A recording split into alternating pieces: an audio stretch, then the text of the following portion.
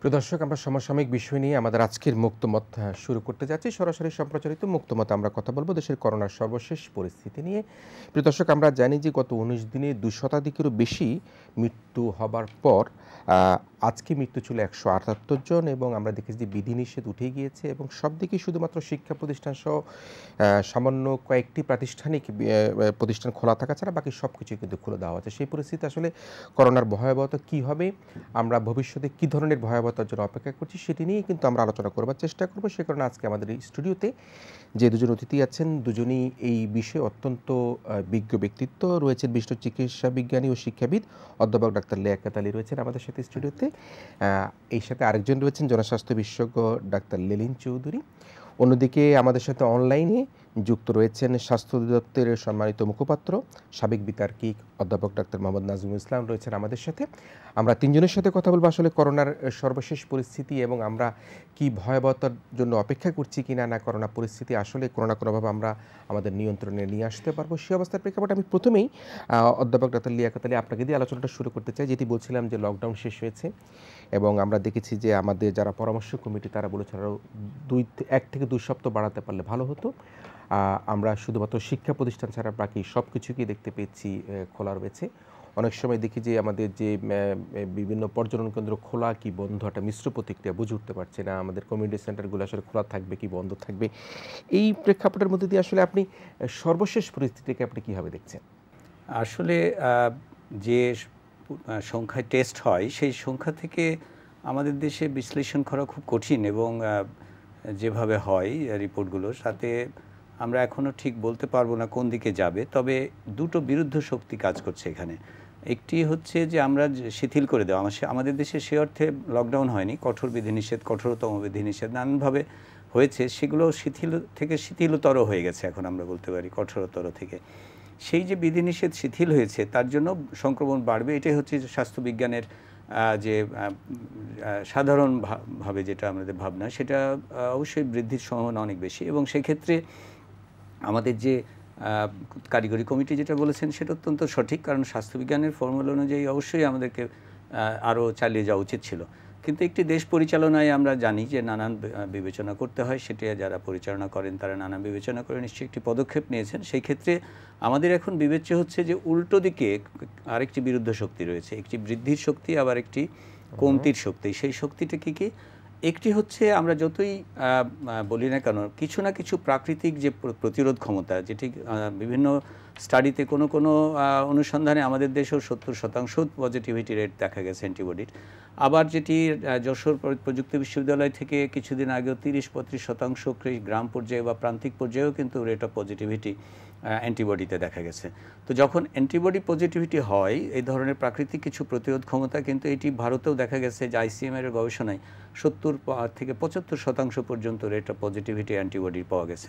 তাহলে সেখানে কিন্তু একটি প্রাকৃতিক সংক্রমণের জন্য কিছু প্রতিরোধ ক্ষমতার ন্যাচারাল যে ইমিউনিটি বলি আমরা, সেটি কিন্তু একটি আবার নিম্নমুখী প্রবণতা তৈরি করে। এটি হচ্ছে একটি বিষয়। দ্বিতীয় বিষয় হচ্ছে যে আমাদের খুব কম করে হলেও তো ভ্যাকসিনেশন হচ্ছে, যদি আমাদের যে 8-10% অন্তত প্রথম যে ডোজটা যদি পেয়ে যায়, আরও যে ধীরে ধীরে যে বর্ধিত হচ্ছে সেইটিও কিন্তু একটি প্রতিরোধ ক্ষমতার জন্ম দিচ্ছে। তাহলে আরেকটি বিরুদ্ধ শক্তি কিন্তু যেটিকে নিম্নমুখী প্রবণতার দিকে নিয়ে যাবে।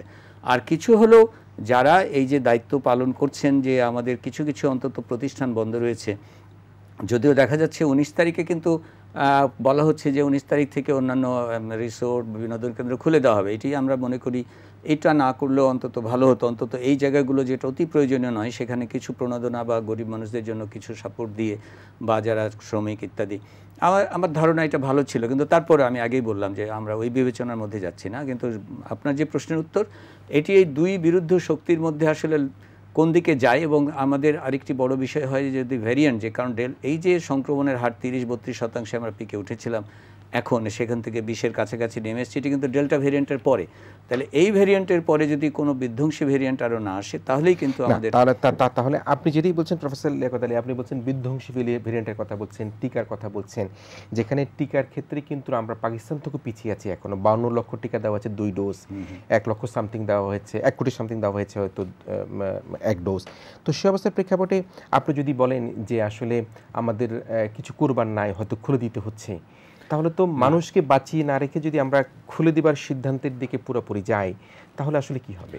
না, এটি তো আমি আগেই বলেছি যে মানে স্বাস্থ্যবিজ্ঞানের মানে যে ধারণা তাতে কিন্তু এই খুলে দেওয়াটা আত্মঘাতী, কিন্তু তারপরেও আমাদের যখন সার্বিক বিচার বিবেচনাতে যে কাজগুলো পদক্ষেপগুলো গ্রহণ করা হয়েছে সেই পদক্ষেপগুলোতে আমাদের কি হতে পারে সেটি আপনার প্রশ্ন, এবং সেই পদক্ষেপে আমরা কি করতে পারি সেটি আপনার প্রশ্ন। সেটা এটা আত্মঘাতী সিদ্ধান্ত বলে যেহেতু আপনি মনে করছেন, আমরা নিশ্চয়ই আলোচনা আবার আপনার সাথে ফিরব। আমি প্রফেসর নাজমুল রয়েছে আপনার কাছে আসবো, আপনার কাছ থেকে আমরা শুনবার চেষ্টা করবো আসলে যে আলোচনাগুলো আমাদের স্টুডিওতে যে অতিথি করেছেন তাদের কাছ থেকে। আমি অধ্যাপক ডাক্তার লেলিন চৌধুরী আপনার কাছে একটু আসি। এটা একটা আত্মঘাতী সিদ্ধান্ত হিসেবে প্রফেসর লিয়াকত আলী স্যার বললেন, এবং একই সাথে আমিও যেটি আলোচনায় বললাম যে আমাদের ভ্যাকসিনেশনে কিন্তু আমরা বেশ পিছিয়ে আছি, খুব কম ভ্যাকসিনেশন দেওয়া হয়েছে। আমরা গণটিকার দিকে দেখেছি আসলে কী অবস্থা হয়েছে, এবং সেই গণটিকা মানুষের আগ্রহ ছিল না কীভাবে সেই টিকা কেন্দ্রে এসে মানুষ ফিরে গিয়েছে, টিকা দিয়েছে 300, কিন্তু লোক এসছে 1,500-2,000 করে।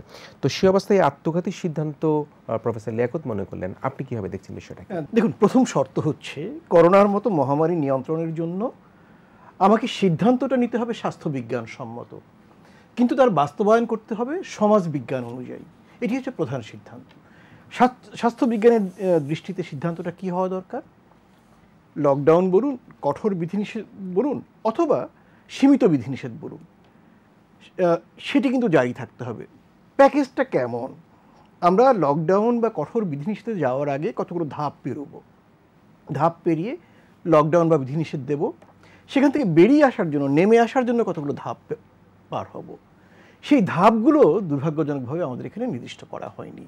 অর্থাৎ আমি 2 সপ্তাহের লকডাউন দেওয়ার পরে এরপরে কোন ধাপে নামবো, তারপরে কোন ধাপে নামবো, এবং সেটাও কিন্তু নির্ধারিত হবে সংক্রমণ ছড়িয়ে কোন জায়গা থেকে বেশি ছড়াবে, কোন জায়গা থেকে কম ছড়াবে, সেটি নির্ধারণ করার উপরে। এটি একটি ব্যাপার। দ্বিতীয় ব্যাপার হচ্ছে আমরা কেন দেই লকডাউনটা? লকডাউনটা দেই যে সংক্রমণের লাগামটাকে টেনে ধরার জন্য। তারপরে দায়িত্ব কি? সেই টেনে ধরা লাগামটাকে নিম্ন অভিমুখী করার জন্য। এখন কিন্তু নিম্ন অভিমুখী হয়েছে সংক্রমণটা। আমাদের এখনকার দায়িত্ব কি?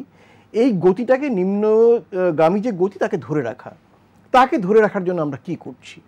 এটি হচ্ছে প্রধান প্রশ্ন। এই জায়গাতেই ঝামেলা হচ্ছে যে সেটি ধরে রাখার জন্য আমরা যেসব পদক্ষেপ নিতে যাচ্ছি অথবা নিয়েছি তার মধ্যে কতগুলো মানে অসামঞ্জস্যতা রয়েছে। যেমন ধরুন, আমরা বললাম গণপরিবহন অর্ধেক চলবে, যাত্রী সংখ্যা মানে পুরো, তার মানে কি দাঁড়ালো? অর্ধেক যানবাহনের উপরে পূর্ণ সংখ্যার যাত্রীর চাপটা পড়বে, ভিড় বাড়বে। তাহলে কি দাঁড়ালো? আত্মঘাতী হয়ে গেল। অথবা ধরুন আমরা লকডাউন থেকে বেরিয়ে আসব, এই বেরিয়ে আসার প্রথম শর্ত কি হবে? শতভাগ, অন্ততপক্ষে 95% মানুষের মাস্ক পরাটাকে নিশ্চিত করতে হবে। এখন সেটা করার জন্য প্রাতিষ্ঠানিকভাবে, প্রশাসনিকভাবে, রাষ্ট্রীয়ভাবে আমি কি কি কার্যকরী পদক্ষেপ নিয়েছি, আমি প্রজ্ঞাপন বা নির্দেশ এগুলোর কথা বলছি না। সেখানে তো আমি একটু আপনাকে দুঃখিত, মাস্ক পরবার জন্য সরকারি উদ্যোগে তো কোনো ঘাটতি নেই। সরকারের সকল পর্যায়ের মানুষ বলছেন, গণমাধ্যমগুলি বলছেন। তো সেই জায়গার মধ্যে আসলে এটাতে তো আসলে জনগণকে যদি নিজে সম্পৃক্ত না হয়, সেই জায়গায় কিভাবে আপনাকে নিশ্চিত করা যাবে? আমি কিন্তু ভিন্ন জায়গা থেকে দেখছি। সরকারের পক্ষ থেকে নির্দেশ দেওয়ার ক্ষেত্রে কোনো ঘাটতি নাই, উদ্যোগ নেওয়ার ক্ষেত্রে তার উদ্যোগটা হচ্ছে শূন্যের ক্ষেত্রে। বলুন তো, ধরুন কারণ বাজারে যে মানুষটি সবজি বিক্রি করে প্রতিদিন, যার আয় 100 অথবা 200 টাকা, ওই লোকটি মাস্ক কীভাবে পাবে? কোন প্রতিষ্ঠান তাকে মাস্কটা পৌঁছে দিয়েছে? বলুন তো, কোন প্রতিষ্ঠান এই মানুষগুলোকে কীভাবে মাস্ক পরতে হয়, খুলতে হয় বলেছে? আপনি 100 লোক ধরে আসেন রাস্তা থেকে, যার মধ্যে উচ্চশিক্ষিত তো শুরু করে শ্রমজীবী মানুষ, তাদেরকে বলুন মাস্ক কীভাবে পরতে হয়, কীভাবে খুলতে হয়। আমি নিশ্চিত 10 জন। আপনি কি বলছেন যে এই মাস্ক প্রদান করবার ক্ষেত্রে সরকারি কোনো সাপোর্ট দরকার ছিল? কোনো কাঠামোবদ্ধ কোনো উদ্যোগ না, বিনামূল্যে এই মাস্ক যারা দরিদ্র সীমার নিচে বাস করে, যারা প্রান্তিক জনগোষ্ঠী, তাদেরকে বিনামূল্যে মাস্ক দিতে হবে, মাস্ক ব্যবহার শেখাতে হবে। একই সাথে দেওয়ার জন্য কিন্তু জায়গা থাকতে হবে। কারণ বাজারে কে দেবে? ঠাটারি বাজারে কে দেবে? মানিকগঞ্জের দৌলতপুরের একটা গ্রামে কে দেবে? হরিরামপুর উপজেলাতে কে দেবে? অথবা চাঁপাইনবাবগঞ্জের ইউনিয়ন পরিষদে কে দেবে? সেটা তো ঠিক করতে হবে, কে দেবে? কেউ তো দিচ্ছে না। ব্যবস্থাপনাটা দুর্বলতা। আপনি শুধু ব্যবস্থাপনা, এটা কাঠামোগত যে উদ্যোগ, স্ট্রাকচারাল যে ইনিশিয়েশন, সেটাই তো তৈরি করা হয়নি। প্রচুর কথা বলেছি আমরা, কিন্তু কথাটাকে কাজে রূপান্তরিত করার জন্য যে ধাপগুলো কাঠামোগুলো চিহ্নিত করা, কোন বডিটা কোথায় কি কাজ করবে, সেটা তো আমরা কিছু করিনি। জি, নিশ্চয়ই আমরা এই আলোচনাটাও নিশ্চয়ই আরও করব। আমরা আমাদের সাথে প্রফেসর নাজমুল ইসলাম রয়েছেন, আমরা আপনার কাছে আসব। এবং আমরা আগেই বলেছি যে আপনি অত্যন্ত চমৎকার কথা বলেন। আপনি একসময় টেলিভিশন ডিবেটে তুখোর বিতার্কিক ছিলেন, ডিবেট করেছেন, এবং আপনার যে ব্রিফিংগুলি, আমরা আমাদের সম্মানিত দুজন আলোচকের সঙ্গে কথা বলছিলাম, সেই ব্রিফিংগুলির মধ্যে চমৎকার ভাষা এবং ভাবভঙ্গি থাকে, যে কারণে আপনার জনপ্রিয়তা বেশ বাড়ছে। আমরা আপনার সাথে কথা বলবো, তবে তার আগে আমরা একটু আমাদের সম্প্রচারিত টিকাদান কর্মসূচি এবং আজকে যে মডার্নার দ্বিতীয় ডোজ টিকা দেওয়া শুরু হয়েছে, প্রথম ডোজ বন্ধ হয়ে গিয়েছে, যদিও সিনেভেক্সের টিকাটা চলছে, সেটি নিয়ে আমাদের একটা প্রতিবেদন রয়েছে। সেই প্রতিবেদনটা দেখে আমরা প্রফেসর নাজমুল আপনার সাথে কথা বলবো। আমাদের বিশেষ প্রতিনিধি শফিকুল ইসলাম শামীমের সেই প্রতিবেদনটি একটু দেখে নেই। শুরু হয়েছে মডার্নের দ্বিতীয় ডোজের টিকা কার্যক্রম, পাশাপাশি দেওয়া হচ্ছে সিনোফার্মের প্রথম ও দ্বিতীয় ডোজ। টিকা প্রত্যাশীদের অতিরিক্ত ভিড়ের কারণে স্বাস্থ্যবিধি মানানো অনেকটাই কঠিন হয়ে পড়ছে। SMS ছাড়া কাউকে টিকা নিতে কেন্দ্রে না আসতে অনুরোধ করেছে হাসপাতাল কর্তৃপক্ষ। শফিকুল ইসলাম শামীমের রিপোর্ট। মডার্নার দ্বিতীয় ডোজ পেতে শনিবার সকাল থেকে কেন্দ্রগুলোতে ছিল টিকা প্রত্যাশীদের উপচে পড়া ভিড়। পাশাপাশি সিনোফার্মের প্রথম ডোজের নিবন্ধনকারীরাও এদিন এসেছেন কেন্দ্রে। গণটিকার কারণে কয়েকদিন দ্বিতীয় ডোজ দেয়া বন্ধ ছিল। এরই মধ্যে যাদের 4 সপ্তাহ পার হয়ে গেছে, SMS না পেয়েও তারা ভিড় করছেন কেন্দ্রে। তাই হাসপাতালের ভেতরে এবং বাইরে টিকা প্রত্যাশীরা গায়ে গা লাগিয়ে ভ্যাকসিন নেওয়ার জন্য লাইনে দাঁড়িয়ে অপেক্ষা করছেন। আইনশৃঙ্খলা বাহিনীকে তা সামাল দিতে হিমশিম খেতে হয়। দীর্ঘ সময় লাইনে দাঁড়িয়ে থাকা অনেকেই ক্ষোভ প্রকাশ করেন। 2-3 দিনের একসাথে জমা হওয়ার কারণে আমাদের সিরিয়ালটা বেশি হয়েছে এবং দীর্ঘ সময় অপেক্ষা করতে হচ্ছে। আমার 11 তারিখে ডেট ছিল, বাট পরে আমি 12 তারিখে আসছিলাম, তো ওনারা বলছেন যে মডার্না টিকাটা অবশ্য নাই এখন, তো আপনি মেসেজ গেলে পাবেন।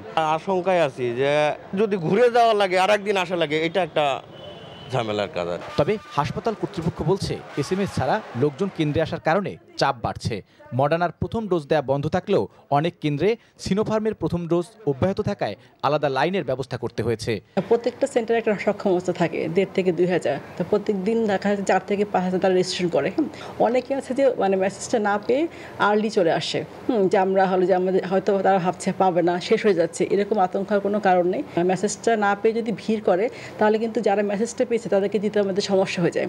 দেশে যারা ফাইজার ও মডার্না টিকার প্রথম ডোজ নিয়েছেন, তাদের দ্বিতীয় ডোজ নিশ্চিত করেই টিকা কর্মসূচি চালানো হচ্ছে। বৃহস্পতিবার মডার্নার প্রথম ডোজ দেয়া বন্ধ হলেও চলবে দ্বিতীয় ডোজ। সংরক্ষণ সহজ হওয়ায় রাজধানীর পাশাপাশি ইউনিয়ন পর্যায়ে সিনোফার্মের টিকা কার্যক্রমও চলমান রয়েছে। শফিকুল ইসলাম শামীম, ATN বাংলা, ঢাকা।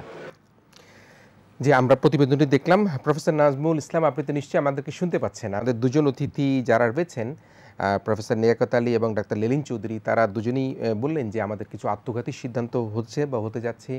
অন্যদিকে ডাক্তার লেলিন যেটি বললেন, ব্যবস্থাপনার দুর্বলতা বললেন। একই সাথে আমরা যে প্রতিবেদনটি দেখলাম, সেখানে মডার্নার টিকা শেষ হয়েছে এবং এই যে টিকাদান কেন্দ্রগুলিতে ভিড়, যদিও বলা হচ্ছে যে যারা মেসেজ না পেয়েও তারা চলে আসছে, কিন্তু এই যে আমরা সম্প্রচারিত গণটিকাদানটা দেখলাম, এই সার্বিক অবস্থা মিলিয়ে যে অব্যবস্থাপনা, আত্মঘাতী সিদ্ধান্ত, গণটিকা, আপনি কীভাবে দেখছেন বিষয়টাকে? ধন্যবাদ আপনাকে।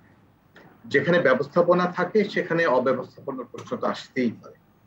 গণটিকার যে ধারণাটিকে কেন্দ্র করে গণটিকা কর্মসূচিতে যাওয়া হয়েছিল, সেটি কিন্তু খুব স্পষ্ট এবং সহজ। 50 মানুষ, পিছিয়ে পড়া মানুষ, নারী, প্রতিবন্ধী, যারা ফিজিক্যালি চ্যালেঞ্জড এবং প্রান্তিক জনগোষ্ঠী, যারা খুব সহজে এই টিকার কাছাকাছি পৌঁছতে পারছিলেন, সেইটি বিবেচনা করলে আমরা কিন্তু বলতেই হবে এটি যে তাদের কাছে যে বার্তাটি নিয়ে যাবার প্রয়োজন ছিল, তাদেরকে টিকা মুখী বা টিকার প্রতি আগ্রহী করবার যে বিষয়টি ছিল, সেই লক্ষ্যটি অবশ্যই অর্জিত হয়েছে। অনেক বেশি সংখ্যক মানুষকে টিকা দেবার জন্য যেমন আমন্ত্রণ জানানো হয়েছে, টিকা দেবার ওই কার্যক্রমটি দেখবার জন্য কিন্তু বিনা আমন্ত্রণে অনেক এসছে। মানুষের মনে একটা ধারণা ছিল যে টিকা বোধহয় এরপরে আর পাওয়া যাবে না, তাড়াতাড়ি টিকাটা নিয়ে ফেললে বোধহয় বেঁচে গেলাম। নানান রকমের পরস্পর বিরোধী মত পথ এবং নানান কিছুর মধ্য দিয়েই কিন্তু টিকা কার্যক্রমটি হয়েছে এবং সেখানে আমরা কোথাও কোথাও দেখেছি যে ব্যবস্থাপনার দুর্বলতা ছিল। এইটি কিন্তু আমরা অস্বীকার করি না, কিন্তু তার পাশাপাশি কিন্তু সেইটিও দেখতে হবে যে এই টিকা কার্যক্রমের সঙ্গে যারা সংশ্লিষ্ট ছিলেন, মোটা দাগে আমার স্বাস্থ্য বিভাগের কর্মকর্তা কর্মচারী এবং আমাদের কর্মীরা, এখানে প্রশাসনের ব্যক্তিবর্গ ছিলেন, এখানে আইন শৃঙ্খলা রক্ষাকারী বাহিনী ছিলেন এবং অবশ্যই জনপ্রতিনিধিরাও ছিলেন। সকলেই চেষ্টা করেছেন তাদের নিজ নিজ জায়গায় থেকে এই সেবাটুকু প্রদানে যাতে নির্বিঘ্ন হয়, সহজভাবে সবগুলো কাজ হয়, সেই চেষ্টাই করতে। তারপরেও আমরা দেখেছি উপচে পড়া ভিড়, লম্বা সারি, কেউ কেউ ভোরবেলা এসে দাঁড়িয়ে আছেন, এবং একটি বড় সংখ্যক মানুষ সেখানে এসেছেন যারা খুদে বার্তা পাননি কিন্তু তারা এসেছেন। এর পাশাপাশি আমরা কোথাও কোথাও কারো কারো ব্যক্তিগত পছন্দ অপছন্দের বহিঃপ্রকাশ আমরা দেখেছি, যেটি আমরা মনে করি যে একেবারেই কাম্য নয়। সেই ছোট ছোট বিষয়গুলো যদি না থাকতো তাহলে আজকে এই আলোচনাটি হয়তো আসতো না, কারণ তখন ব্যবস্থাপনার দুর্বলতা বা অসঙ্গতি নিয়ে প্রশ্ন করবার সুযোগটা বা সম্ভাবনাটা অনেক কমে যেত। এই অভিজ্ঞতা থেকে আমরা কিন্তু শিখেছি, আমরা সেগুলো যাচাই বাছাই করছি, আমরা তারপর কিন্তু প্রতিদিনই আলাপ আলোচনা করেছি, এবং কোন কোন জায়গাগুলোতে উন্নতি করলে এই ধরনের ছোট ছোট জায়গাগুলোকে নিখুঁত করা যায় আমরা সেটি আলোচনা এনেছি। তারপরেও আমার আশঙ্কা থাকবে যদি এই ধরনের কর্মসূচি হয় সেখানেও ব্যাপক জনসমাবেশ হতেই পারে, এবং কোথাও কোথাও আমরা বোধহয় আমাদের জাতিগত প্রবণতার কারণে আমরা বোধহয় কোনো কোনো জায়গাতে হয়তো নিখুঁত হব। জি, আপনাকে ছোট ছোট করে কয়েকটা বিষয় জানবার চেষ্টা করি। বিরতির পরেও আপনাকে অনুরোধ করবো আমাদের সাথে যুক্ত থাকবার জন্য। আপনি বলছিলেন লক্ষ্য অর্জিত হয়েছে, কিন্তু বাস্তবায়ন হয়েছে কিনা, বাস্তবায়ন করা সম্ভব হয়েছে কিনা সে বিষয়ে একটু বলবার চেষ্টা করবেন। আপনি বলেছেন যে খুদে বার্তা না পেয়ে চলে আসছে, গণটিকা দান কেন্দ্রে কিন্তু সেখানে খুদে বার্তার প্রয়োজন ছিল না। দুটি বিষয়। তিন হচ্ছে আপনি বলেছেন যে প্রতিবন্ধী বয়স্ক যারা তাদেরকে সেখানে গণটিকা দিবার জন্য আগ্রহ তৈরি করবার জন্য করা হয়েছে, কিন্তু সেখানে তো যাদের বয়স দেখবার বা প্রতিবন্ধী দেখবার কোনো সুযোগ ছিল না। দেখা গিয়েছে যারা শারীরিকভাবে সমর্থ তারাই কিন্তু সেই টিকা নিয়েছে, এবং 300 থেকে 350টি টিকা প্রদান করা হয়েছে, সেখানে 1000 থেকে 1500 বা 2000 পর্যন্ত লোক হয়ে গেছে। তো এই সার্বিক অবস্থায় এই 2-3টি বিষয়টাকে আপনি কিভাবে দেখছেন? প্রথমত খুদে বার্তার বিষয়টি কিন্তু যারা আগে থেকে রেজিস্ট্রেশন করেছিলেন এটি তাদের বেলায় ছিল। আমরা কিন্তু শুধু গ্রামকে নিয়েই ভাবছি না, এই গণটিকা কর্মসূচিটি কিন্তু গ্রামের চাইতে বেশি সময় ধরে মেট্রোপলিটন সিটিগুলোতে হয়েছে, শহরে হয়েছে। সেখানে কিন্তু আমরা দেখেছি যাদের মেসেজ আসেনি তারাও গিয়েছেন, এবং সঙ্গে করে অন্য মানুষদেরও নিয়ে গিয়েছেন। সেই জায়গাটিতে কিন্তু নিয়ন্ত্রণ বোধহয় আমাদের পক্ষে করা খুবই দুঃসাধ্য। তারপর যেখানে গ্রামের কথা বলা হয়েছে 300 বা 350 টিকা দেওয়া হয়েছে। প্রফেসর নাজমুল, গণটিকার জন্য কি মেসেজ লেগেছিল যেটি গণটিকা দেওয়া হয়েছে? সেখানে গণটিকার দুটো অংশ ছিল। একটি অংশ ছিল প্রান্তিক জনগোষ্ঠী গ্রামে ইউনিয়নের ওয়ার্ড পর্যায়ে সেখানে আসবেন, সেইখানে কিন্তু আগে থেকেই জনপ্রতিনিধি সহ সংশ্লিষ্ট ব্যক্তিবর্গ কিন্তু অগ্রাধিকারের তালিকার জায়গাটিতে কারা যাবেন, কিভাবে যাবেন, কতখানি যাবেন, সেটি কিন্তু একটি ছোট তালিকা সেখানে করা হয়েছিল প্রাধিকারের তালিকায় যারা আছেন। যেখানে এই তালিকাগুলো খুব যথাযথভাবে করা হয়েছে সেখানে কোনো প্রশ্ন ওঠেনি। যেখানে এই তালিকাগুলো করতে হয় শিথিলতা হয়েছে অথবা ওভার কনফিডেন্স ছিল, সেই জায়গাগুলোতে সমস্যা হয়েছে। শহর অঞ্চলে কিন্তু এসএমএস এর বিষয়টি খুব স্পষ্ট ছিল। সেখানে এসএমএস এর বাইরে অসংখ্য মানুষ এসেছেন যাদের কাছে আমাদের কিন্তু প্রত্যাশা ছিল যে তারা এসএমএস পেয়েই আসবে। আমরা কিন্তু ঢাকা মেট্রোপলিটন সিটিতে 6 দিন গণটিকা দিয়েছি। আমি একটু শেষ করি। এখানে 300-350 টিকার আয়োজনটি ছিল, সেখানে কিন্তু 700 টিকা দেওয়ার কোনো ব্যবস্থা ছিল না। সেখানেও 700 টিকা ক্ষেত্র বিশেষে অন্য জায়গা থেকে এনে দিতে হয়েছে। এইটি কিন্তু মানুষের আগ্রহ সৃষ্টির যে জায়গাটি সেটি পরিপূর্ণ করেছে। প্রত্যাশার যে জায়গাটি সেখানে প্রত্যাশা এবং প্রাপ্তির মাঝে ঘাটতি ছিল, সেই ঘাটতিতে কিন্তু বাংলাদেশ সহ গোটা বিশ্বেই আছে। কারণ বাংলাদেশের 16 কোটি মানুষের 80% মানুষকে আমাদের টিকা দিতে হবে। আমাদের কাছে কিন্তু এই মুহূর্তে 80%কে দেবার মতন টিকা নেই, কিন্তু যেইটুকুন আছে আমরা অগ্রাধিকারের তালিকাটি ধরে ধরে আমরা চেষ্টা করছি। কত শতাংশ মানুষকে টিকা দেওয়ার এখন সক্ষমতা আছে এই মুহূর্তে আমাদের হাতে? আমাদের কাছে যেই টিকা আছে এই টিকার সংখ্যা দিয়ে কিন্তু শতাংশ যাচাই করা যাবে না, কিন্তু আমরা আমাদের যে সক্ষমতা আছে সেই সক্ষমতার জায়গাটিতে আমরা প্রতি সপ্তাহে 1,30,00,000-এর বেশি মানুষকে টিকা দিতে পারি।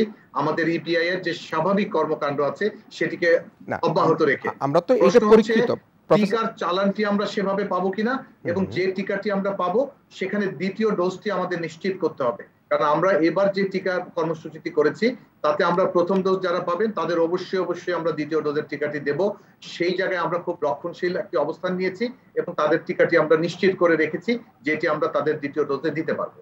জি নিশ্চয়ই, এটা এক বুদ্ধিমানের কাজ হয়েছে, নিশ্চিত করে না রেখে পরবর্তীতে অনিশ্চিত থাকা ঠিক হয়নি। কিন্তু আমরা একটা পরিসংখ্যানে দেখেছি যে প্রথম ডোজের টিকা দেওয়া হয়েছে 52 লাখ টিকা দেওয়া হয়েছে, দুটা ডোজ দেওয়া হয়েছে, এবং প্রথম ডোজ দেওয়া হয়েছে 1,53,00,000 টিকার মজুদ আছে, 80 লাখের মতো মজুদ আছে।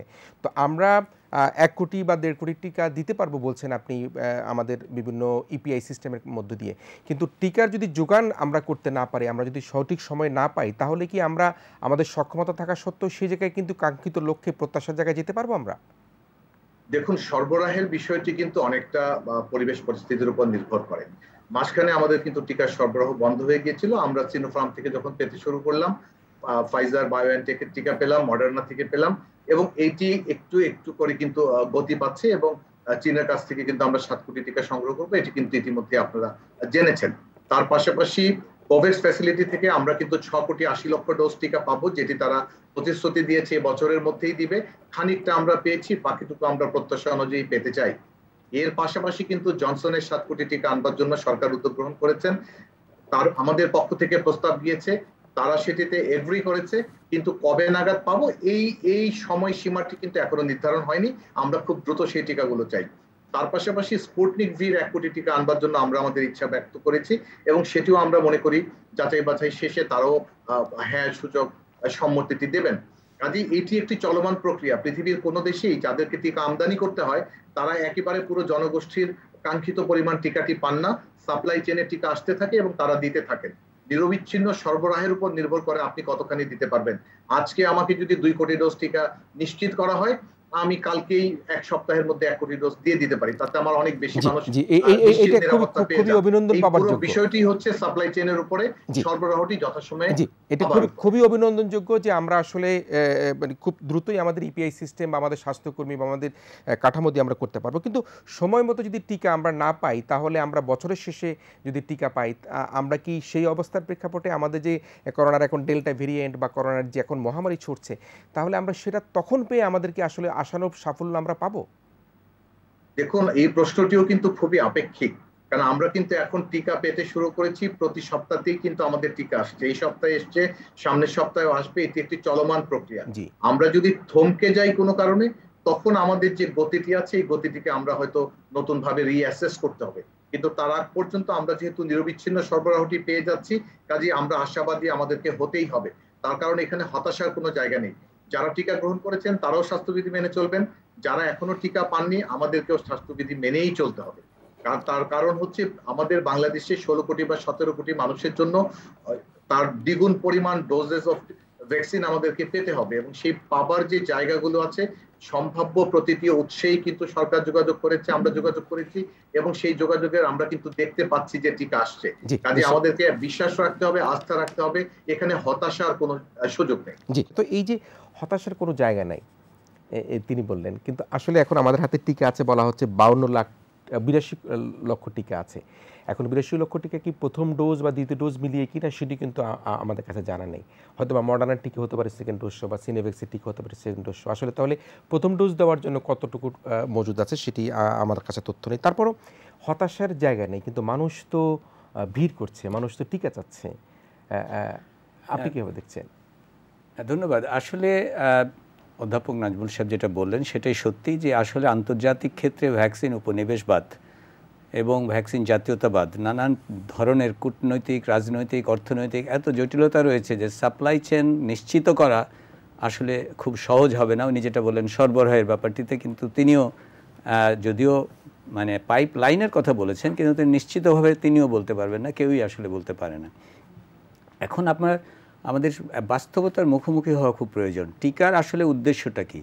টিকা কোনো এখন পর্যন্ত যেটাকে বলে ট্রান্সমিশন ব্লকিং কোনো ভ্যাকসিন কিন্তু এখন আবিষ্কৃত হয়নি। এটি কিন্তু আসলে তীব্রতা কমানোর জন্য, রোগের তীব্রতা কমিয়ে আমাদের স্বাস্থ্য ব্যবস্থার উপরে, এই যে অক্সিজেনের উপরে কিংবা হাই ফ্লো ক্যানুলার উপরে কিংবা আইসিইউর উপরে, এইটি কমানোটাই হচ্ছে এই টিকার কিন্তু এখন পর্যন্ত আউটকাম সব দেশেই।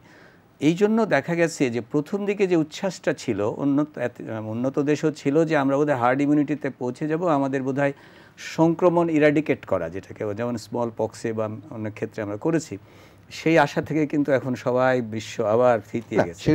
তাহলে আমরা এখন যেটি করতে হবে সেটি হলো যে টিকা যেটি ট্রায়াল দিয়েছেন অধ্যাপক নাজমুল সাহেবরা যেটা বললেন সেটা সত্যি, যে মানুষের মধ্যে উদ্দীপনা তৈরিতে আমরা যদি এই গণটিকাকে সেভাবে নিয়ে নিই, যেটি একটি ট্রায়াল, যেভাবে উদ্দীপনা সৃষ্টি, প্রচার ইত্যাদি, সেটি একটি বিষয়, কিন্তু না সেটি পরীক্ষিত হয়েছে যে আমরা সেখানে মানুষ টিকা কেন্দ্রে আসছে। হ্যাঁ, কিন্তু কোনোটিকে যেন ম্যাজিক বুলেট না ভাবি, এটি হচ্ছে সবচেয়ে বড় বিষয়।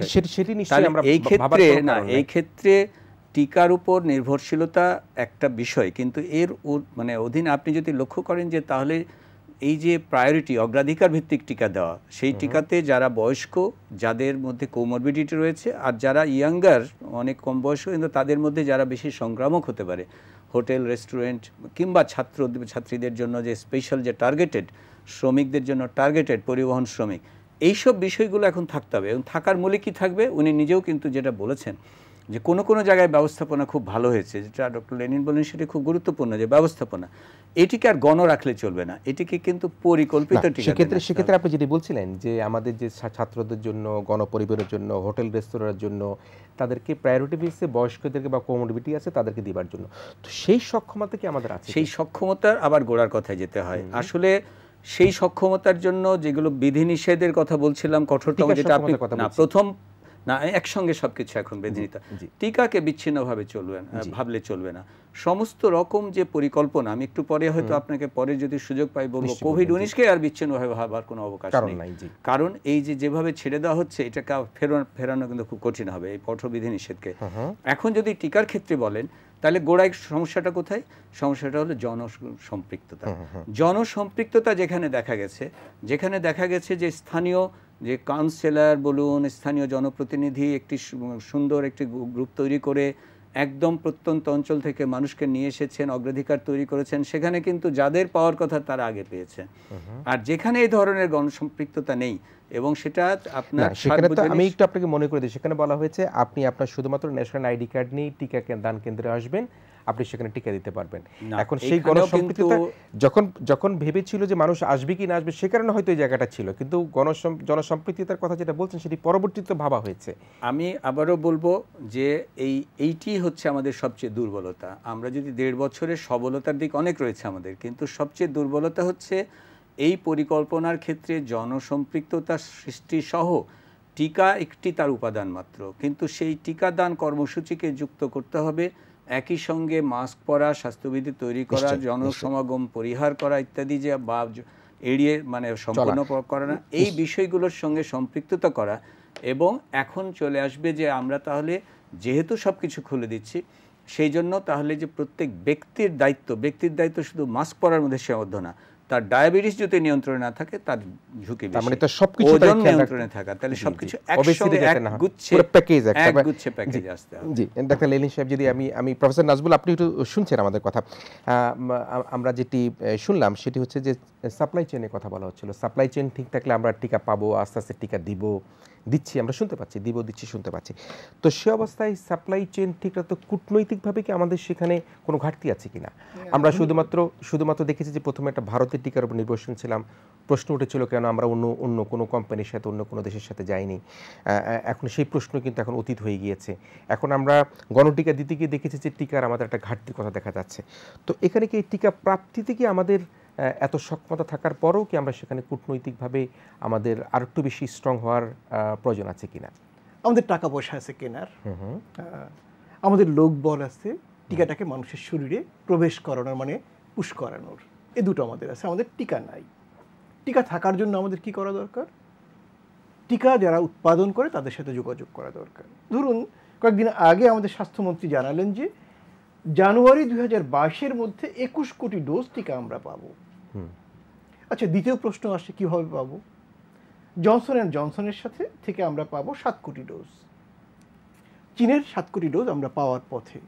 জনসন অ্যান্ড জনসনকে আমরা প্রস্তাব দিয়েছি, সেই প্রস্তাবটা কার্যকর করার জন্য যে ইনস্ট্রুমেন্টগুলো দরকার, অথবা MOU বা চুক্তিপত্র, সেগুলোর কিন্তু এখনও কোনো দেখা নাই। 2 নম্বর, ভারত থেকে আমরা 3 কোটি ডোজ টিকা যেটি পাওয়ার কথা, কিছু পেয়েছি, বাকিটা আমরা কবে পাবো এখনও কিন্তু নিশ্চিত না, কারণ কবে তারা রপ্তানির উপর নিষেধাজ্ঞাটা তুলে নেবে আমরা জানি না। তৃতীয়ত, রাশিয়ার থেকে প্রথম দিকে শোনা যাচ্ছিল 7 কোটি ডোজ, এখন আমরা শুনছি 1 কোটি ডোজ। তার মানে কিন্তু আর কোভ্যাক্স যে 5 কোটি ডোজ দেবে, মানে 6 কোটির মধ্যে 5 কোটির মতো আমরা পাবো এই বছরে, অথবা এরকম কিছু। তাহলে আমরা কিন্তু 21 কোটি ডোজের হিসাবে এখনও মেলাতে পারিনি, যার একটি বৃহৎ অংশ হচ্ছে প্রতিশ্রুতির মধ্যে সীমাবদ্ধ। এখন আমি টিকাদানটা ধরুন একজন মানুষকে 2টো টিকা আমি কবে দেওয়ার জন্য টার্গেট করব? আমরা এই দেশে টিকাদান শুরু করেছি গত বছরের মার্চের 7 অথবা 8 তারিখে। তাহলে আগামী মার্চ মানে 1 বছরের মধ্যে আমার দেশে 80% মানে 13 কোটি মানুষকে টিকা দিতে হবে। সেই 13 কোটি মানুষের জন্য আমাকে 26 কোটি ডোজ, যদি জনসনেরটা আমরা পাই তাহলে কিছু ডোজ কমে আসবে। সেই টিকার জন্য আমার পরিকল্পনাটা কি, খুব গুরুত্বপূর্ণ বিষয়। পরিকল্পনার দুটো অংশ হতে পারে, একটা যে আমরা প্রথমবারের সবগুলো ডোজ কিনবো, অথবা আমরা সেই ডোজগুলো কেনার পথে দেশে সহ উৎপাদকের ভূমিকাটা আমরা পালন করব। আমরা কিন্তু কোনো পথেই জোরালোভাবে যাচ্ছি না। ঝামেলাটা এখানে দেখুন, ইতিমধ্যেই আমরা জানি আমাদের পররাষ্ট্র মন্ত্রণালয়ে কার্যরত নানা দেশে আমাদের দূত যারা রয়েছেন, রাষ্ট্রদূত, তারা কেউ কেউ কিন্তু এমনও অভিযোগ করেছে যে তারা টিকা পাওয়ার কিছু উৎসের সাথে স্বাস্থ্য মন্ত্রণালয়ের যোগাযোগ করিয়ে দেয়। স্বাস্থ্য মন্ত্রণালয় তড়িৎ গতিতে সেই সুযোগটাকে গ্রহণ করতে খুব বেশি তৎপরতা দেখায় না। আমরা আসলে চাচ্ছি কি, আমরা কিন্তু স্বাস্থ্য মন্ত্রণালয় বা কর্তৃপক্ষকে দোষ দিয়ে কিন্তু আমরা পার পেতে চাচ্ছি না। আমরা চাচ্ছি এই দেশের 80% মানুষকে আগামী মার্চের মধ্যে টিকা দেওয়া হোক, তার একটি বাস্তবনুক ব্যবস্থা করা, রোডম্যাপ। হ্যাঁ, রোডম্যাপ। দেখুন, পৃথিবীর কোনো দেশ পারে নাই, বা সব দেশেরই সমস্যা আছে। তারপরে তো মাঝে মাঝে একটু কষ্ট লাগে, ধরুন ভারতের চেয়ে আমরা কম টিকা দিচ্ছি, ঠিক আছে মেনে নিলাম। যে শ্রীলঙ্কাকে আমরা এতগুলো টাকা আমরা দেই, ঋণ দেই, সেই দেশ আমাদের চেয়ে বেশি দিয়েছে। ধরুন যে দেশটি নেপাল, নেপালের প্রত্যেকটা মানুষ ধরে নেয় এবং তারা বলে যে বাংলাদেশ তাদের চেয়ে অনেক উন্নত দেশ, সেই দেশ আমাদের চেয়ে বেশি দিয়েছে। আমি ভুটানের কথা বললাম না। পাকিস্তানের অবস্থাটা আমরা জানি। তাহলে আমরা আসলে করছিটা কি? মানে আমি বলছি যে আমরা যে কথাগুলো বলি সেই কথাগুলোর কাজে তো প্রতিফলন আমরা দেখব। তাহলে কথার সাথে কাজের যদি আত্মীয়তাটা তৈরি না হয়, তাহলে হয় কি, আমরা আস্থাহীনতা আমাদের মধ্যে তৈরি হয়। যদি ধরুন আমরা জনসন অ্যান্ড জনসনের সাথে 7 কোটি ডোজ টিকা পাওয়ার চুক্তিটা করে ফেলতে পারতাম, রাশিয়ার সাথে চুক্তিটা যদি আমরা করে ফেলতে পারতাম, তাহলে অন্তত আমরা বলতে পারতাম হ্যাঁ এটা পাবো। কোনো কারণে সেই চুক্তিটা সফল নাও হতে পারে, সেটা ভিন্ন প্রশ্ন, কিন্তু আমরা তো আশাবাদ তৈরি করার বাস্তব যে ধাপগুলো, ব্রিজটা, সেটা তো আমরা তৈরি করতে পারি। নিশ্চয়ই ডাক্তার লেলিন, আমরা ফিরবো। প্রফেসর নাজমুল একটু শুনছিলেন, যেটি ডাক্তার লেলিন সাহেব বললেন সেটি হচ্ছে যে আমরা কি প্রতিশ্রুতির মধ্যে কি সীমাবদ্ধ থাকছি কিনা। আমাদের মিশনগুলোতে আমরা দেখেছি যে টিকা সোর্সিং করে দেবার জন্য তারা ইনফরমেশন দিচ্ছে, স্বাস্থ্য মন্ত্রণালয় সেটি গ্রহণ করছে না। টিকা দেবার ক্ষেত্রে ডাক্তার লেলিন যেটি জানালেন সেটি হচ্ছে শ্রীলঙ্কা থেকে আমরা পিছিয়ে রয়েছি, আমরা ভারত থেকে পিছিয়ে রয়েছি, আমাদের পার্শ্ববর্তী দেশ নেপাল থেকে পিছিয়ে রয়েছি, এমনকি পাকিস্তানের সাথেও কিন্তু টিকা প্রদান করবার ক্ষেত্রে আমাদের সেরকম অবস্থান, আমরা নিম্নগতিতে আছি। তো সে অবস্থার প্রেক্ষাপটে আমরা কি প্রতিশ্রুতির মধ্যেই থাকবো, নাকি না আমরা আসলে টিকা প্রদান করবার ক্ষেত্রে যে গতির কথা বলছি সেই গতির দিকে এগিয়ে যেতে পারবো? ধন্যবাদ আপনাকে। আমি খুব বিনয়ের সঙ্গে বলি, ডক্টর লেনিন চৌধুরী যেটি বলেছেন আমাদের ফরেন মিশনগুলোকে নিয়ে, এটি যদি উনি একেবারে সুনির্দিষ্ট তথ্যপাত্র দিয়ে বলতেন তাহলে আমাদের জন্য ভালো হতো। আমরা সেই জায়গাগুলোকে সংশোধন করবার বা সেই জায়গাগুলোর যে প্রশ্ন এসছে তার উত্তর দেবার চেষ্টা করতে পারতাম। এটি একেবারেই একটা ভেগ টার্মে এই কথাটি বলা হয়েছে। এটি আমার মনে হয় যে জাতীয় মাধ্যমে আমরা যখন কথা বলি তখন আরো নির্দিষ্ট করে বলা উচিত। তার কারণ হচ্ছে আমরা সবাই দেশকে ভালোবাসি এবং দেশের ভালোর জন্য আমাদের সত্যি কথাটি যদি বলতেই হয় তাহলে খুব স্পষ্ট করে বলা উচিত, যাতে করে সেটি সংশোধন করবার সুযোগ থাকে। নেপাল শ্রীলঙ্কার যে জনসংখ্যা, সেই জনসংখ্যার অনুপাতটি যখন বিবেচনায় নেওয়া হয় বাংলাদেশের 16-17 কোটি মানুষের সঙ্গে, তখন কিন্তু এই ধরনের বৈসাদৃশ্য দেখা দিতেই পারে। আমাদের প্রতিশ্রুতি এবং আমাদের প্রতিশ্রুতি বাস্তবায়নের চেষ্টার মধ্যে কোনো কমতি নেই। যেটি বলছিলেন যে জনসন এন্ড জনসনের কথা, সেটি কিন্তু আমরা কোভ্যাক্স ফ্যাসিলিটির মাধ্যমে কিনবো, সেই সুনির্দিষ্ট প্রস্তাব আমরা দিয়েছি। এবং কোভ্যাক্স ফ্যাসিলিটি কিন্তু একটা বড় প্ল্যাটফর্ম, তারা শুধু বাংলাদেশকেই দিচ্ছে না, পৃথিবীর আরো কয়েক শত দেশকে দিচ্ছে। কাজে সেখানে আমাদের প্রাপ্য অংশটুকু তারা কবে কখন কিভাবে দিবে সেটি নিয়ে খসড়া একটি চিন্তা ভাবনা হয়েছে, সেটি চূড়ান্ত করতে কিন্তু একটু সময় দিতে হবে। অন্যদিকে রাশিয়ার কথা যেটি বলা হয়েছে, রাশিয়ার কাছ থেকে কিন্তু 7 কোটি কিনে নেবার কথা আসেনি আমাদের তরফ থেকে। অন্তত আমরা কিন্তু 1 কোটির কথা বলেছি এবং সেটির বিষয়ে কিন্তু অগ্রগতি হচ্ছে। কোভ্যাক্স ফ্যাসিলিটি থেকে 6 কোটি 80 লক্ষ আমরা পাবো, সেটি ডিসেম্বরের মধ্যে আমরা একটি সিংহভাগ পেয়ে যাবো আশা করছি। এই সিনোফার্ম থেকে 7 কোটি আমরা পাচ্ছি। এই যোগফলের সংখ্যাটিকে ছোট করে দেখবার কোনো সুযোগ নেই। তার কারণ বাংলাদেশের মতন একটি দেশ যে নিজে ভ্যাকসিন উৎপাদন করে না, যাকে বিভিন্ন উৎস থেকে সংগ্রহ করতে হয়, তাকে কূটনৈতিক যোগাযোগের মধ্য দিয়েই কিন্তু এই প্রতিশ্রুতিগুলো আদায় করতে হয়েছে। নিশ্চয়ই আপনার বিশ্লেষণটা অত্যন্ত চমৎকার। এর পাশাপাশি আমি আরেকটি আপনার মাধ্যমে আমি জানাতে চাই যে সিনোফার্মের সঙ্গে বাংলাদেশ সরকারের এবং একটি বেসরকারি ওষুধ প্রস্তুতকারী সংস্থার কিন্তু একটি চুক্তি স্বাক্ষর হতে যাচ্ছে সোমবার দিন বাংলাদেশে ভ্যাকসিন উৎপাদন করবার ব্যাপারে। কাজেই আমরা একেবারে সহ উৎপাদক হতে পারছি না, বা সেই জায়গাটিতে আমরা অনেক পিছিয়ে আছি, এইটি বোধহয় খুব তথ্যভিত্তিক নয়। এইটি সবেমাত্র সম্ভাবনার একটি দরজা খুলে দিয়েছে। একটি কোম্পানি যদি সাফল্যজনকভাবে ভ্যাকসিনের এই উৎপাদনের কাজটিতে সম্পৃক্ত হতে পারেন, তাহলে বিশ্বমানের আরো অনেকগুলো আপনার বিশ্লেষণে অনেক তথ্য আছে, সেই তথ্য নিশ্চয়ই আমরা সাধুবাদ জানাই। কিন্তু প্রশ্নটা হচ্ছে সবকিছুই যদি আমরা, আমি জানি না কথাটি কেমন হবে, যে কাজের গরু কি কাগজে আছে না গোয়ালে আছে, আমরা আসলে বাস্তবিক প্রেক্ষাপটে এখন কি দেখতে পাচ্ছি, আমাদের হাতে কি আছে, আমরা আগামী 15 দিন কি করতে পারবো, আগামী 1 মাস কি করতে পারবো, সেই জায়গাটাকে একটু বলবেন কিনা। দেখুন, আমাদের কাছে যে পরিমাণ ভ্যাকসিন আছে, প্রায় কোটির কাছাকাছি ভ্যাকসিন আছে। এর মাঝে আমরা সেকেন্ড ডোজটি কিন্তু দিব, ফার্স্ট ডোজের কার্যক্রম চলবে, সামনের সপ্তাহে ভ্যাকসিন আসছে, তারপরের সপ্তাহে আসবে। এটি কিন্তু একটি চলমান প্রক্রিয়া। এই প্রক্রিয়াটি যদি মাঝপথে কোথাও থেমে যায়, তখন আমাদেরকে কিন্তু এই আলোচনাটি এখন যেভাবে যাচ্ছে, তখন মনে হবে বোধহয় এই ঘটনাগুলো সত্য হচ্ছে। তা কিন্তু বাস্তবে হচ্ছে না। আমরা প্রতি সপ্তাহে ভ্যাকসিন পাচ্ছি, গত সপ্তাহেও কিন্তু আমরা পেয়েছি, এই সপ্তাহে আমরা পাবো, আমরা সামনে এখন মূলত কোথাকার ভ্যাকসিনটা আমরা পাচ্ছি? আমরা কিন্তু সিনোফার্মের ভ্যাকসিনটি মূলত পাচ্ছি। এখন আমরা কি চীনের উপরে বেশি নির্ভরশীল হয়ে গিয়েছি? বিষয়টি চীনের উপরে নির্ভরশীল নয়, তারা আমাদের চাহিদা অনুযায়ী যোগান দিতে পারছে, তাদের কাছ থেকে আমরা নিচ্ছি। কাজেই আমরা কি মডার্না ফাইজার এদের টিকা কি আমরা পাবার মানে কোনো রকম আশাবাদ আছে কিনা? দেখুন, ফাইজার এবং মডার্নার টিকাটি কিন্তু আপনি কোভ্যাক্স ফ্যাসিলিটির মাধ্যমে পেয়েছেন। সেখান থেকে যতক্ষণ পর্যন্ত আপনাকে দেয়া না হবে, আপনি কিন্তু বলতে পারবেন না আপনি কোনটি পাবেন। কোভ্যাক্স থেকে যদি আজকে অন্য কোনো ব্র্যান্ডের টিকা দেওয়া হয়, সেটি কিন্তু আমাদেরকে আমরা নেব। কাজেই এইখানে কিন্তু ভ্যাকসিন কোন দেশের কোন ব্র্যান্ডের সেটি কিন্তু বিষয় নয়। বিষয় হচ্ছে ভ্যাকসিন, প্রায় প্রতিটি ভ্যাকসিনই কাছাকাছি মানের, কোনটি শতভাগ সুরক্ষা। মান নিয়ে তো কোনো কথা নাই, মান নিয়ে তো নিশ্চয়ই কথা নাই, সেই কনফিউশনে মানুষের থাকা উচিত না। আমাদের নিয়ে কোনো বিতর্ক ওঠানো উচিত না। আমাদের কি ভারতের যে টিকাটা আসবার কথা ছিল, সেইটা এখনো কি সেই অবস্থা কি অবস্থা আছে? আমরা কি সেটি যদি আমাদের টাকা পরিশোধ করা হয়েছে, সেটি কি প্রাপ্তির খুব দ্রুত কোনো সম্ভাবনা আছে? আমরা ভারতের সঙ্গে কিন্তু যোগাযোগ রেখেছি, আমরা আশা করছি আমাদেরটি পাবো, এবং এটি কবে পাবো সেই তারিখটি যদি আজকে বলে দেওয়া যেত তাহলে খুবই ভালো হতো।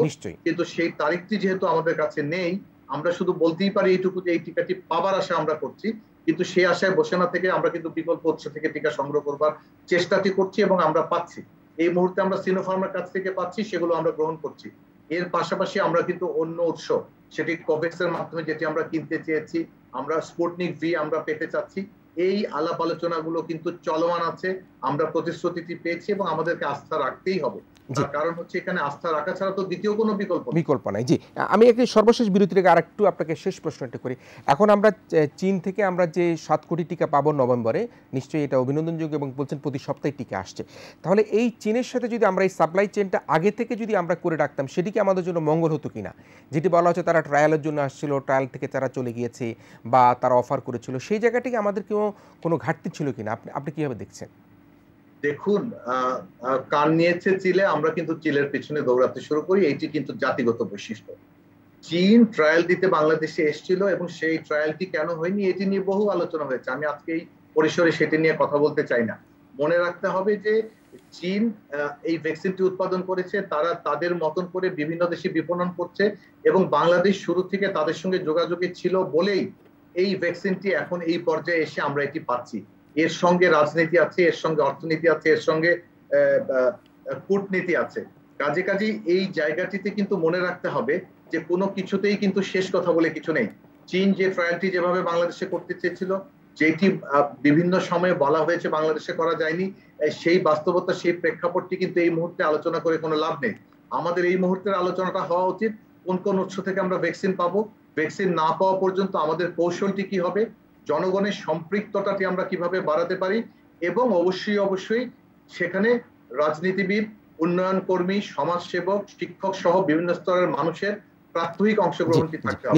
নিশ্চয়ই আমরা কূটনীতি এবং ভূ রাজনীতির কথা বলছিলাম। আসলে টিকা তো আসলে একটা বড় একটা কূটনীতির অংশ, ভূ রাজনীতির অংশ। আমরা কি ভারত থেকে কিনবো, না আমরা চীন থেকে কিনবো, না রাশিয়া থেকে কিনবো, এটা একটা ভূ রাজনীতির অংশ। সেই জায়গার মধ্যে আমাদের কি আমরা কোথাও কি কোনো রকম কোনো ঘাটতির কারণ ছিল কিনা, যেটার কারণের জন্য আমরা, যেটি বলছিলেন প্রফেসর ডাক্তার লেনিন, যে আমরা পাকিস্তান থেকেও কিছুটা পিছিয়ে আছি, আমরা যদিও প্রফেসর নাজমুল বললেন যে জনগোষ্ঠীর সংখ্যা যদি নেপালের সাথে বিবেচনা করে আমরা হয়তো বা বেশি মানুষ রয়েছে, কিন্তু তারপরেও কি আমরা সেই জায়গার মধ্যে আমাদের কোথাও কোনো ঘাটতি আছে কিনা? না, ঘাটতি মানে কি, বাংলাদেশ কিন্তু আমার মনে হয় শুরুর দিকে অনেক ভালো করেছে, কারণ কোভ্যাক্সের নাম লেখানোর ক্ষেত্রে বাংলাদেশ অত্যন্ত আগে নাম লেখাতে পেরেছিল অনেক দেশের তুলনায়। এই গত বছর এই সময়ের দিকে অনেক আগে নাম লিখিয়েছে। প্রথম দিকে যে কথাটি যে শুধু একটি উৎসের উপর নির্ভরশীলতা, সেটি যে শুধু কোনো রাজনৈতিক সিদ্ধান্ত শুধু ছিল তা না। আমরা যারা বিশেষজ্ঞ কমিটিতে ডিজিডিএতে ছিলাম, আমরা প্রথমত বিশ্ব স্বাস্থ্য সংস্থার অনুমোদনবিহীন কোনো টিকা আসলে অনুমোদন দিতে চাইনি। আমি নিজেও তার জন্য মানে বলবো অংশীদার।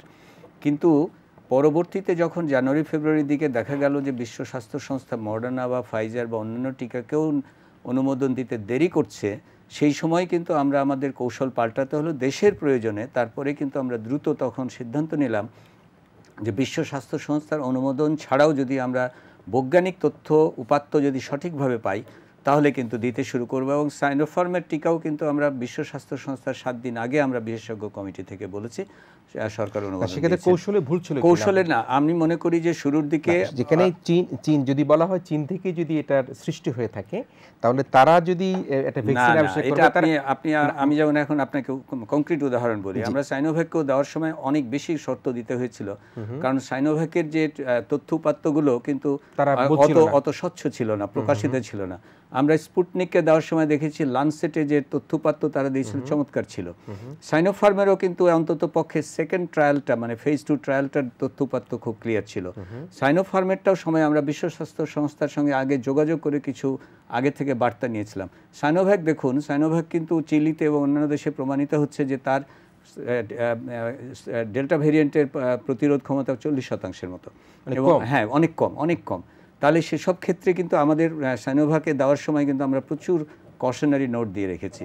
তো এখন বিষয়টা দাঁড়াচ্ছে যে টিকা চায়না থেকে হয়েছে বলেই যে সেটা ভালো হবে তা না।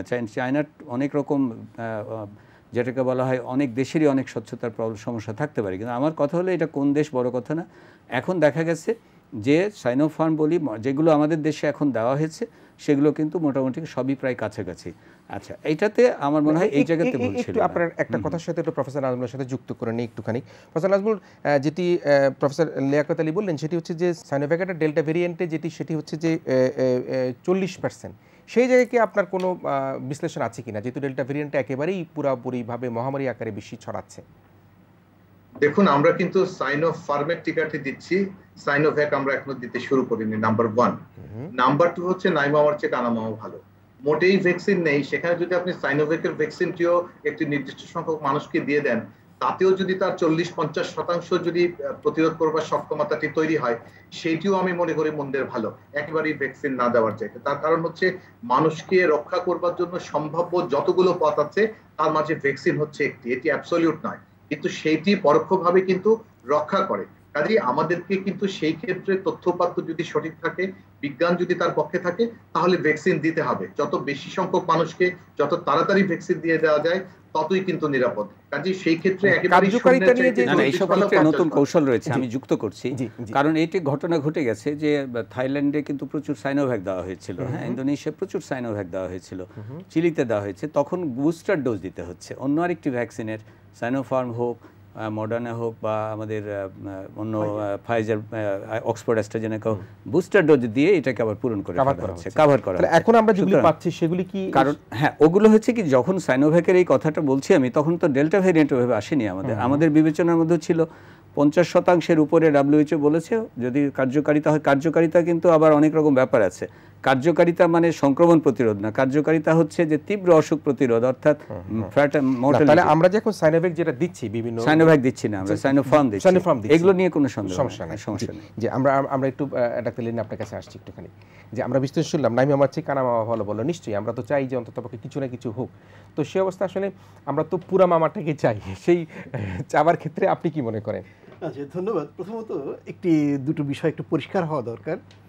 আমি যখন বললাম যে বিদেশে আমাদের যে মিশনগুলো আছে তারা অভিযোগ করেছে স্বাস্থ্য মন্ত্রণালয় যথার্থভাবে সাড়া দেয়নি, আমি কোথায় পেলাম? টেলিভিশনে প্রচারিত একটি অনুষ্ঠানে জার্মানে বাংলাদেশে নিযুক্ত রাষ্ট্রদূত তিনি নিজে বলেছেন যে তিনি স্বাস্থ্য মন্ত্রণালয়ের সাথে যোগাযোগ করিয়ে দিয়েছিলেন, স্বাস্থ্য মন্ত্রণালয় যথাযথভাবে সাড়া দেয়নি। প্রফেসর নাজমুলের জন্য আমি তথ্যটা দিচ্ছি। দ্বিতীয় কথা, রাশিয়ার 7 কোটি ডোজ টিকা, এই শব্দটি আমরা কোথায় পেলাম?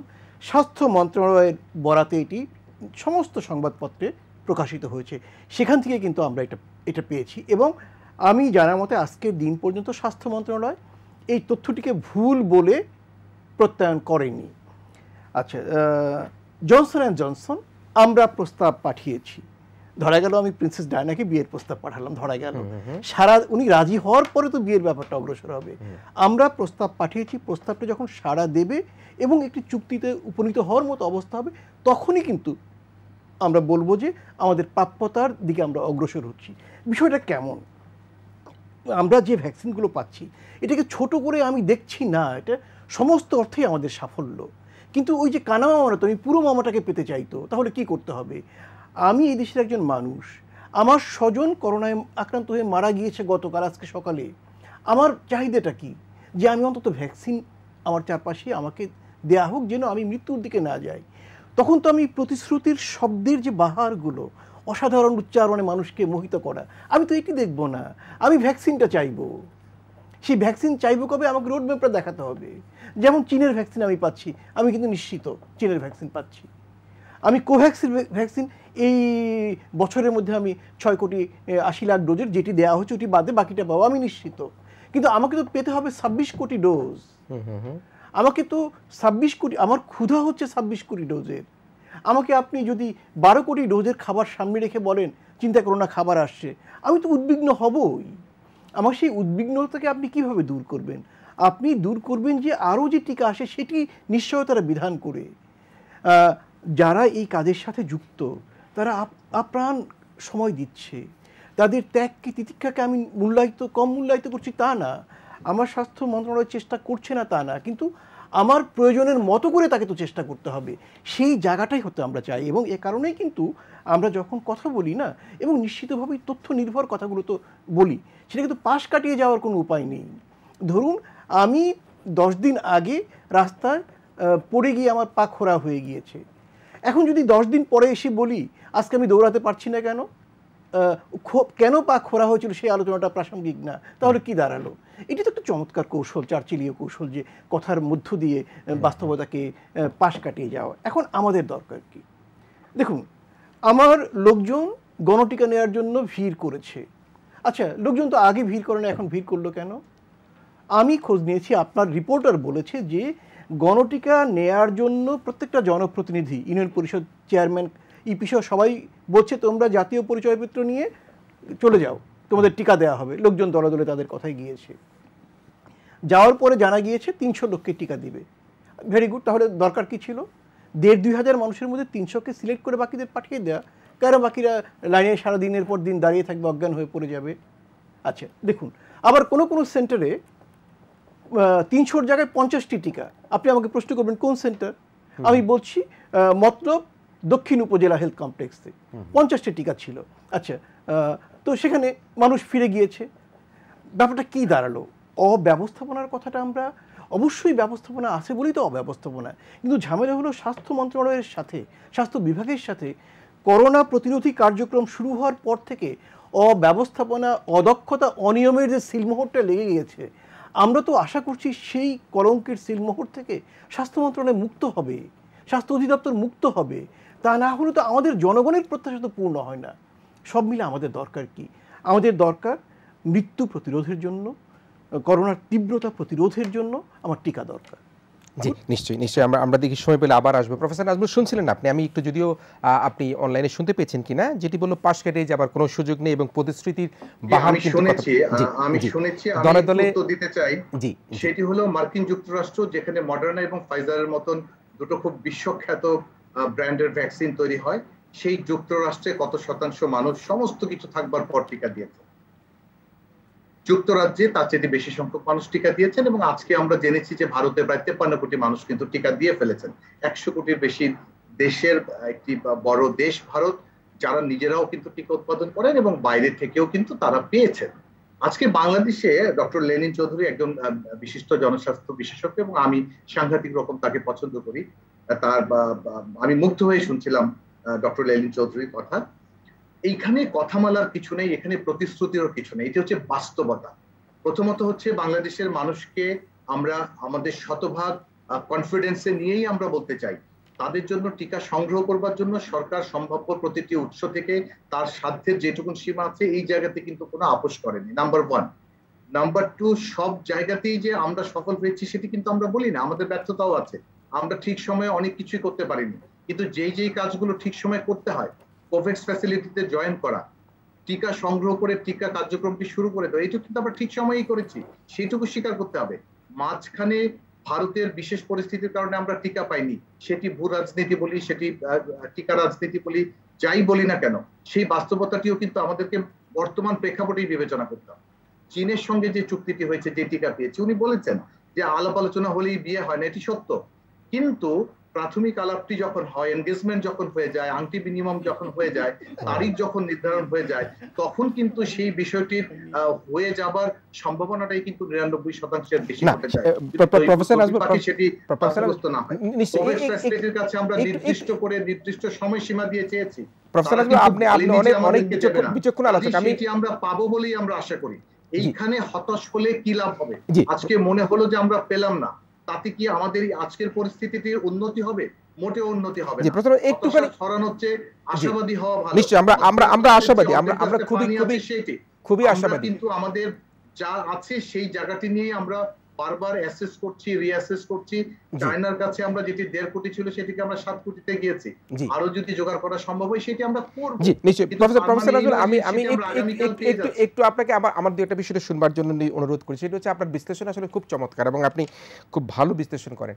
আপনি বলছিলেন যে এঙ্গেজমেন্ট হওয়াটা তো একটা গতি, নিশ্চয়ই সেটাকে আমরা সাধুবাদ জানি, কিন্তু প্রশ্ন হচ্ছে তো ভারতকে আমরা টাকাও দিয়ে দিয়েছিলাম, সেখান থেকে কিন্তু আমরা টিকা পাইনি, যেটি প্রশ্ন উত্থাপন করেছেন ডাক্তার লেনিন যেটি করেছেন, আমরা পাইনি তা কিন্তু নয়, ইউরোপিয়ান ইউনিয়নও কিন্তু সেই কারণে ওই এঙ্গেজমেন্ট, যে এঙ্গেজমেন্টটা যে আর্থিক সামাজিক প্রস্তাব দিয়েছে প্রয়োগ করবার শক্তিটি অনেক বেশি।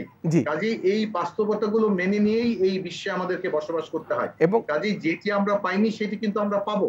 এই প্রতিশ্রুতির শেষ পর্যন্ত দিতে হবে তাদেরকে। আমরা কিন্তু বসে থাকিনি অন্য উৎস থেকে জোগাড় করে না, সেই বিষয়ে কারো কোনো দ্বন্দ্ব নাই, দ্বিধা নাই, আমরা বসে থাকিনি, আমাদের চলতে হচ্ছে। কাজেই যেই দেশ ভ্যাকসিন উৎপাদন করে না, যাকে অন্যের উপর নির্ভর করতে হয়, তাকে বিভিন্ন সময়ে বিভিন্ন জনের দ্বারস্থ হতেই হবে। সেইটি আমরা কত দ্রুত করতে পেরেছি সেইটি আমি মনে করি গুরুত্বপূর্ণ। জি জি নিশ্চয়ই। প্রফেসর ডাক্তার লেনিন একটু যদি বিশ্লেষণ করেন যে বিষয়টা কেমন। ধরুন কোভ্যাক্সের কাছে প্রস্তাব গিয়েছে, এনগেজমেন্ট হয়নি, কিন্তু এনগেজমেন্ট হবে যখন জনসন এন্ড জনসন উত্তর দেবে হ্যাঁ আমরা তোমাদের দেব, সেই উত্তরটা আসেনি। আচ্ছা, দ্বিতীয়ত হচ্ছে যে আমরা যেটি সংগ্রহ করতে পেরেছে এবং যে সাফল্যটি হয়েছে, ধরুন স্বাস্থ্য মন্ত্রণালয় এবং অধিদপ্তরকে এই ফুলের মালাটা সাফল্যের জন্য আমরাই তো দেব। আমরা কখন দেব? নিশ্চয়ই এখন না, যখন সমস্ত আয়োজন আমরা সফলভাবে সমাপ্ত করতে পারবো তখন। এখন ধরুন আমরা হাঁটছি, মাস পথে যদি স্বীকৃতি দাবি করে, তুমি আমার হাঁটাটাকে কেন স্বীকৃতি দাও না, তাহলে তো এই স্বীকৃতির চাওয়াটা তো ঠিক যথাযথ হলো না।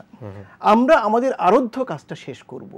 যদি 100 ভাগ শেষ করতে পারি তাহলে আমরা মানে ফুলের বিশাল স্তব দিব।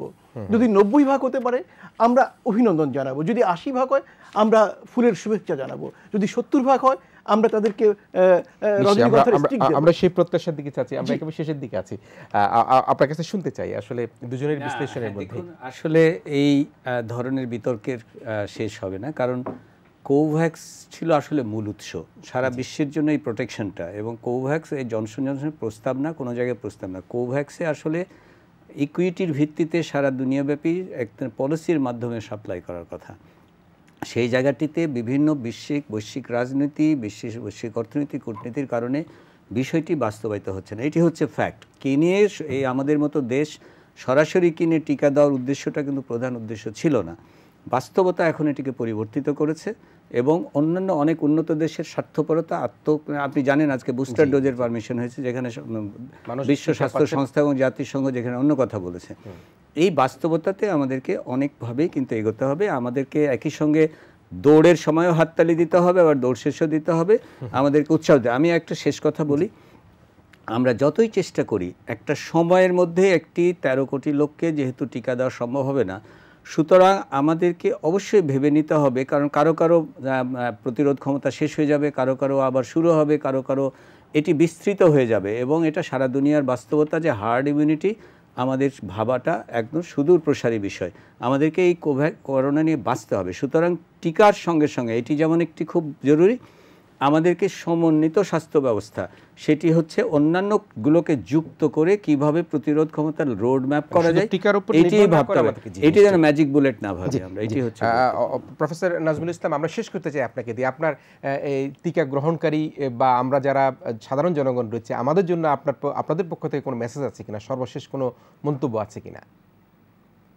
টিকা গ্রহণ করে থাকি অথবা অপেক্ষমান থাকি, পরিস্থিতি যাই হোক না কেন, নাক মুখ ঢেকে সঠিক নিয়মে মাস্ক পরতে হবে, নিরাপদ শারীরিক সামাজিক দূরত্বটির প্রতি শ্রদ্ধাশীল হয়ে সেটি মেনে চলতে হবে, প্রয়োজন অনুযায়ী সাবান পানি দিয়ে 20 সেকেন্ড বা তার চেয়ে বেশি সময় হাত ধুতে হবে, হ্যান্ড স্যানিটাইজ করতে হবে। এই কাজটি নিজে করতে হবে, পরিবারের সদস্যদেরকে সহ করতে হবে, এবং পাড়ার প্রতিবেশী সহ কমিউনিটিতে সবাইকে এই একই কাজে অংশগ্রহণ করবার জন্য উৎসাহ দিতে হবে। এবং এইটির মধ্য দিয়েই আমরা নিউ নরমালে ফিরে যেতে পারবো, এবং যখন সুযোগ হবে তখন টিকাটি গ্রহণ করবেন। এবং এই বাণীটি গ্রহণ করেই আমাদেরকে আগামী দিনগুলোতে চলতে হবে, এবং এইটি হচ্ছে আমি মনে করি সুরক্ষার সবচেয়ে বড়। নিশ্চয়ই সুরক্ষার মেসেজ তো শুনলাম, নিশ্চয়ই এটি নিয়ে আপনারা অনেকবার কথা বলছেন, গণমাধ্যমে প্রচারিত হচ্ছে। টিকা প্রাপ্তির আশাবাদী জায়গাটাকে মানুষকে কিভাবে আশা সঞ্চার করা যায়, একেবারে যদি সংক্ষেপে একটু বলেন। দেখুন, টিকা পাবার যে উৎসগুলো আছে তাদের সঙ্গে কিন্তু আমরা একেবারে খুব তাৎপর্যপূর্ণ যোগাযোগ করেছি। আমরা জানি যে অনেক ক্ষেত্রেই অনেক তথ্য হয়তো আমরা স্পষ্ট করে বলে দিতে পারি না, যখন সেই তথ্যগুলো পাবলিকলি বলে দেবার মতন পরিস্থিতি হয় তখন আমরা বলি। কাজেই আমি আশাবাদী মানুষ, আমরা জানি আমরা ঠিক কোন কোন জায়গায় কতখানি যোগাযোগ করেছি। আমি নিশ্চিত যে আমরা টিকা পাবার যে পথে আছি সেটি আমরা পেতে থাকবো। মাঝে মাঝে একটু জোয়ার ভাটার মতন পরিস্থিতি হবে, কেউ কেউ হতাশায় ডুবে যাবেন, কিন্তু আমি মনে করি হতাশায় ডুবে যে সামগ্রিকভাবে আমাদের কোনো মঙ্গল কিছু আসবে না। আমরা আশাবাদী হতে চাই, পাশাপাশি স্বাস্থ্যবিধিও শতভাগ মেনে চলতে চাই। এর দুয়ের মাঝে জীবন জীবিকা সমন্বয় করে আমরা সামনে এগোবো, এবং আমরা শেষ পর্যন্ত আমাদের বাংলাদেশের 80% মানুষকে আমরা টিকা দিয়ে দেব। নিশ্চয়ই নিশ্চয়ই আপনাকে দারুণভাবে ধন্যবাদ জানাতে চাই। আপনি আশাবাদী মানুষ, আশা সঞ্চার করেছেন, এবং আমরাও চাই 80% মানুষ করোনার টিকা পাবে। আমরা একেবারেই নির্মমভাবে আপনাদেরকে সমর্থন করে এগিয়ে যেতে চাই, কারণ আপনাদের চেষ্টার কোনো ত্রুটি নাই। তবে যাতে আমরা কূটনৈতিক বা ভূ রাজনৈতিক কারণে পিছিয়ে না পড়ি সেটি কিন্তু আমাদেরকে সজাগ দৃষ্টি রাখতে হবে। প্রিয় দর্শক, আমরা আলোচনা শুনছিলাম করোনার সর্বশেষ পরিস্থিতি নিয়ে এবং গণটিকা নিয়ে কথা বলছিলেন। আমাদের সাথে বিশিষ্ট চিকিৎসা বিজ্ঞানী ও শিক্ষাবিদ অধ্যাপক ডাক্তার লিয়াকত আলী, আমাদের সাথে স্টুডিওতে ছিলেন জনস্বাস্থ্য বিশেষজ্ঞ ডাক্তার লেলিন চৌধুরী, এবং আমাদের সাথে আরেকজন নির্মূল আলোচক ছিলেন সাবেক বিতার্কিক স্বাস্থ্য অধিদপ্তরের মুখপাত্র অধ্যাপক ডাক্তার মোহাম্মদ নাজমুল ইসলাম। আপনাদের তিনজনকে আবারও ধন্যবাদ জানিয়ে আমাদের আজকের এই মুক্তমতের আলোচনা এখানে শেষ করছি। প্রিয় দর্শক, আপনারা ভালো থাকবেন। আবারও বলছি, আপনারা সবাই স্বাস্থ্যবিধি মেনে চলবেন। খোদা হাফেজ।